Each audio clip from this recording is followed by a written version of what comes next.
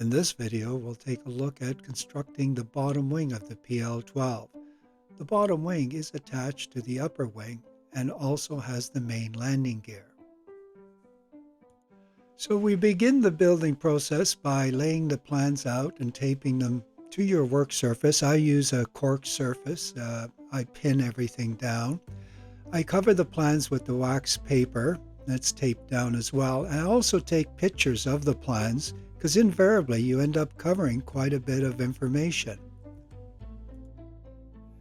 Now the sheeting has been laid down and all the ribs and spars are glued in place.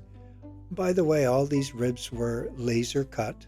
There you can also see a plywood doubler where the wing bolts will be passing through.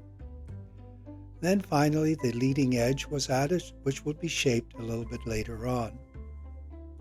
Here we have the landing gear mounting system, which is actually made up of two halves, which are then sandwiched together.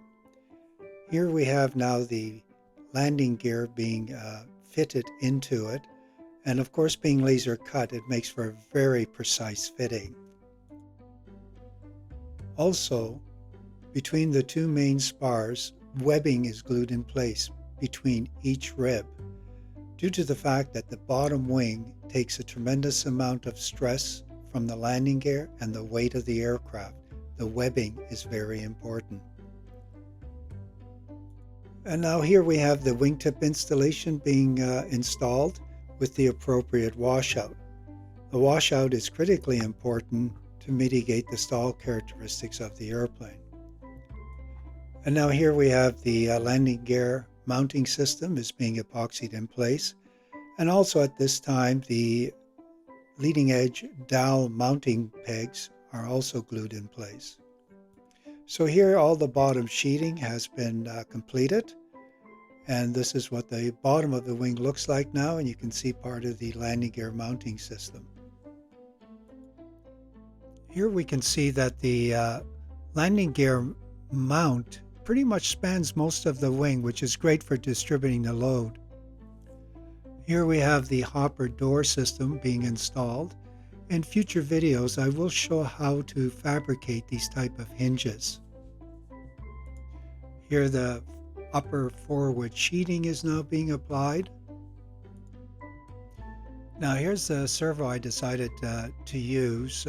It's on the small side, but has plenty of torque.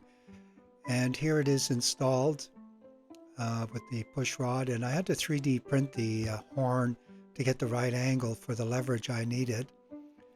And the door can be used to meter the material from the hopper, but once the hopper is empty, I can actually use it as a speed brake by just further deploying the door. Here's just a view of it functioning.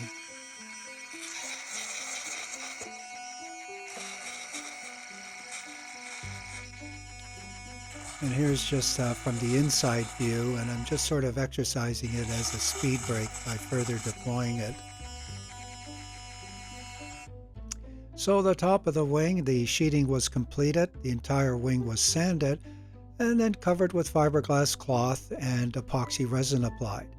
Then toilet paper was laid on top, and that is to absorb all the excess resin. The only resin that stays is within the fiberglass cloth, making for a very strong wing. There it is completed. The excess fiberglass is all trimmed away, and then the wing is set aside. Now here you can see on the actual airplane where the landing gear is mounted on the bottom wing, and the upper wing has struts which transmits its load to the bottom of the wing. Hence with the Model 2, it's very important to have a very strong bottom wing. So thanks for watching the video, and be sure to check out the other build videos of the PL-12. And if you like it, please select like, and better yet, subscribe so you don't miss any of the build videos, and you'll be able to see it right to the end of completion. Thanks, and bye for now.